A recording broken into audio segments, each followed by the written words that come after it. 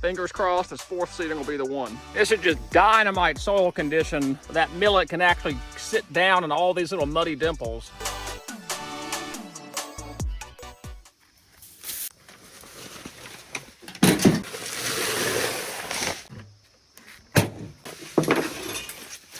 Call me crazy, we're gonna plant this thing for a fourth time. Me and the boys came in here this weekend, dug it out, got a lot of water moving, came back in that evening, checked it. We had drained the whole swamp in just a couple hours. We beefed up the fence. I got some more wire to help shore up the fence one more time. Went and acquired 50 pounds of Japanese millet. We're gonna seed this thing again. Third week of August. This is the latest I've ever planted Japanese millet. We're gonna find out how late can you plant Japanese millet for ducks. Let's find out. This will be the latest I have ever planted it. Third week of August. All right, let's go seed some millet for the fourth time. Looks like I'm walking in here taking selfies, but actually using it for spider webs. It's early in the morning, not even 7 o'clock yet. This is all the millet we previously planted. And see how it's all matted down and laid over? I just don't think it's gonna make it. That's why we're coming in here with another 20 pounds, gonna reseed everything.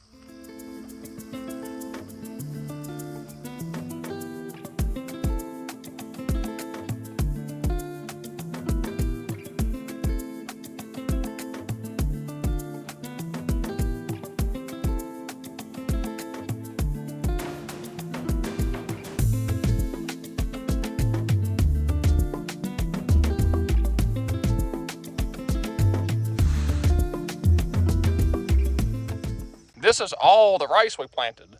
So we've got a lot of rice in here still hanging on in this upper end. So all is not lost, but don't be fooled. There are a lot of willows and some grasses in here too, but we do have a lot of rice. We've got 7 days of dry weather coming. So I'm hoping these areas that are even barely exposed here will take the seed and germinate and survive this next round of seeding. Because we've seeded 4 times now, but we just keep getting hammered. But we've got a lot of exposed mud out here that definitely needs some seed on it.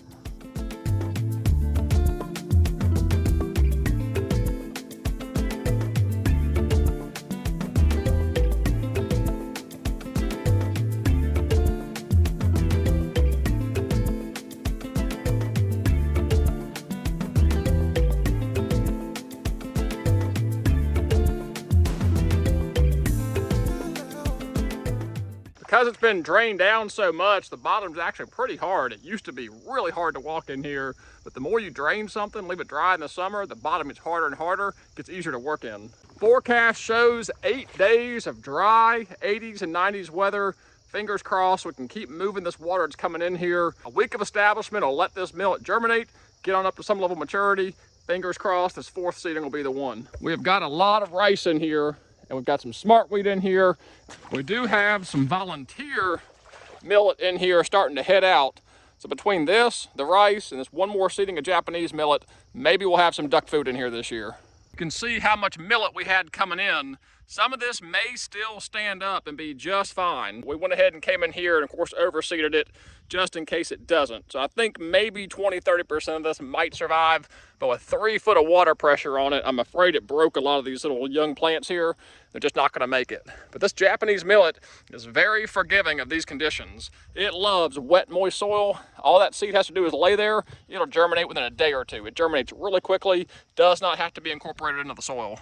The one benefit to all this rain and flooding is all the cut debris from my weed eating in here that washed up to the fence. We were able to get that passed through. So now we are left with a lot of exposed bare mud, where before these were 3 foot tall sedges and rushes.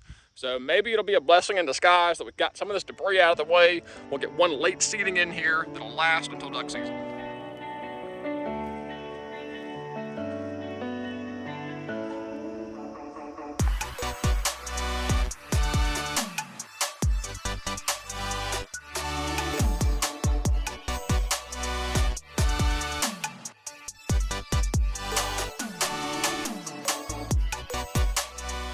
This is just dynamite soil condition where that millet can actually sit down in all these little muddy dimples. So the wetter and more porous the soil is, the better. Japanese millet loves that. This will germinate within a day or two as soon as the sun gets on it. In years past, this swamp has been rice from head to toe, and last year we had the opposite problem with rainfall. We didn't have rain all the way through the November split of duck season, so we had a tremendous amount of rice in here just waiting for water. We finally got some rain around Christmas, ended up having some good wood duck shoots in here, but you can tell this is a very subpar year for us in terms of rice production. There's just been way too much rain we couldn't contend with. And a beaver has not got in our cage. So if we can keep up this pace, we will be just fine. 7-8 days of dry weather coming. We're moving all the water that's coming in here. We should be able to keep the water off of this millet. I shored up the fence a little bit more, but like I was saying in my last video, I have got to come in here and make this more of a permanent enclosure. What I'm thinking is coming off of here with 4x4 treated poles, round poles, and truly making a cattle gate style enclosure with really heavy cattle gate type fencing, panel fencing I think it's called. It should be strong enough to withstand the flow coming in here between the cattle fencing and the treated poles, because all these T-posts and this flimsy wire here is just not working. This year has really been a litmus test for us. We simply cannot move this much volume of water when we get these tropical storms. If you're new to the channel, welcome. This is what we do. We play in swamps, play in fields, do a lot of duck habitat management, a lot of dove habitat management, planting beaver ponds, planting dove fields, and we have a lot of fun doing it. I include my family and my boys in it, a little bit of dog training in between. So if you're new here, welcome. If you've not hit the subscribe button, go ahead and do it now. That way you don't miss any of the upcoming content. So use the search function on the channel, search rice, Japanese millet, swamps, any of that content is on the channel. So go back and search it, should be all there. As always, I appreciate you all watching. It means the world to me. Very humbling to have you join me on all these habitat adventures. Until the next video, God bless, take care.